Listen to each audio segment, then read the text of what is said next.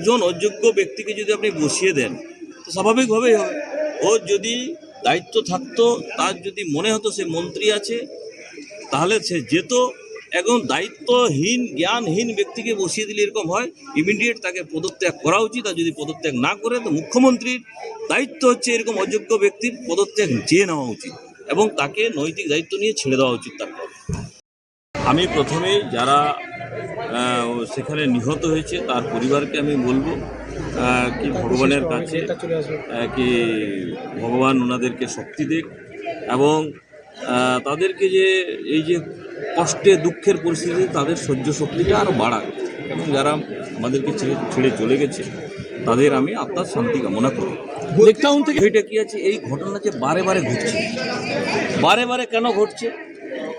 পশ্চিমবাংলার যে শাসন ব্যবস্থা আছে সেই শাসন ব্যবস্থা একদম সমাপ্ত হয়ে গেছে।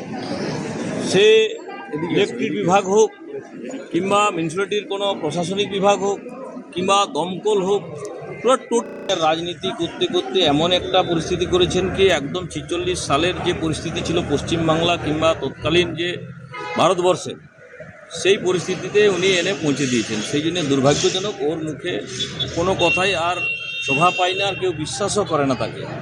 উনি শুধুমাত্র ভোট ব্যাংকের রাজনীতি করতে করতে করতে করতে যে 30% যে মুসলিম ভোটের উপরে ভরসা করে আর এবং তাদেরকে তুষ্টিকরণ করতে করতে যে জায়গায় পৌঁছে দিয়েছেন, আর তাতে কি আছে, পশ্চিমবাংলার মানুষও ক্ষিপ্ত হয়ে গেছে এবং সারা পশ্চিমবাংলার মানুষও দেখছে।